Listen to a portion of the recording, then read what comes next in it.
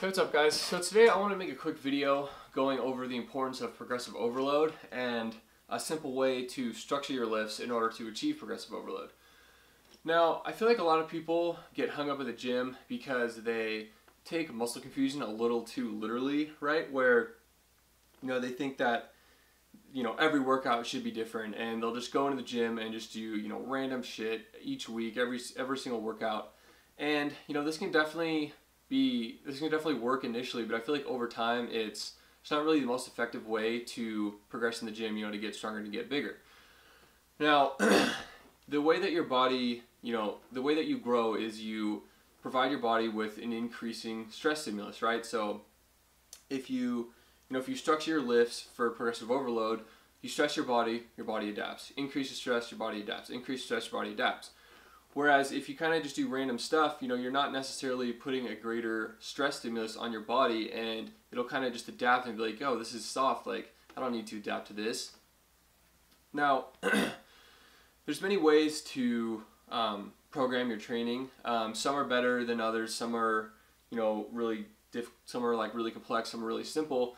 But a really simple and, pretty effective way that I found is I'll take the main compound exercises for each muscle group, right? So I'll have squats and deadlifts for legs, I'll have bench and incline bench for chest, and let's say dumbbell shoulder press and overhead press for shoulders. And I'll find my 1 rep max for each of those lifts, and I'll drop the weight down to like 65-70% of what my 1 rep maxes are, and I'll start by doing 5x5s. So I'll do like 5 sets of 5. Usually it's like pretty easy starting off, so I'll work on like explosiveness, work on speed, and work on just overall technique. Now each week I'll increase the weight by 5%, and I'll do that to the point where I can no longer complete all 5 sets of 5. Now at this point I'll go down to 6 sets of 3, and I'll just keep adding 5% each week until I get to the point where I can no longer do that, and then maybe I'll max out again, and hopefully my max should be heavier than what it was before. Then at this point, I'll just drop back down to 65-75% of my new max, and then that 65% will be higher than what I did the previous time, and I'll just keep building back up the same exact way. Now, this sounds pretty good on paper, but unfortunately, it doesn't necessarily work indefinitely because, if it would, I'd probably be much stronger than I am now. But, overall, I think it's definitely helped a lot in just my overall strength and growth over time. And, I think a lot of the reason is, if you have your lifts structured, you have a goal of what you want to hit each time before you even head to the gym, right? Like, you say last week I hit this weight for 5 sets of 5, and now now I'm going to go heavier next week, and I feel like I push myself so much harder if I have a goal in mind of like what I need to hit, rather than, if you just go in the gym and you're like, oh, I'm going to see how much I can do with this. Every time I go to the gym, I'm like, no, I'm going to hit this weight for this amount of sets, this amount of reps. I'm going to do whatever it takes to make that happen, right? So, in that respect, I definitely feel like I push myself a lot harder.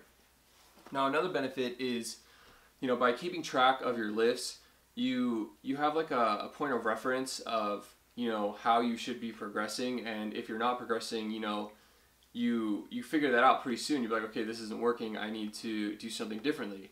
Whereas if you're just doing random stuff, you don't necessarily know right away if you're getting stronger or not, right? Because you don't really have anything to base it off, right? Like if you're just doing random workouts, you could track all of your sets, all your reps, all your weight, and everything like that. But if you compare it to previous weeks and it's all different exercises, like that information isn't useful. It doesn't really mean anything. Whereas if you stick to basic compound lifts and then you track those week after week, you can compare it from previous months, and you'd be like, you can see how much you progress, and if your progression slows down, if it's not working. And then you can use that information to kind of readjust your game plan and how you're programming your lifts. So I just want to put this out there because I think it's a really important thing for people to understand. I think it can help a lot with getting stronger and getting bigger. So that's all I have for this video, but just a quick recap of how to program your lifts. Find your 1 rep max and start with 5x5s at like 65%. Go up 5% each week. When that gets too heavy, drop down to 6 sets of 3. Keep going up until you can no longer do it again. Max out and just start back over. And that's just like a really, really simple way to stay on track with your lifts and, you know, be structured so that you have a goal each week before you go into the gym. So that's all I have for this video. Thank you guys for watching, and I'll see you in the next one.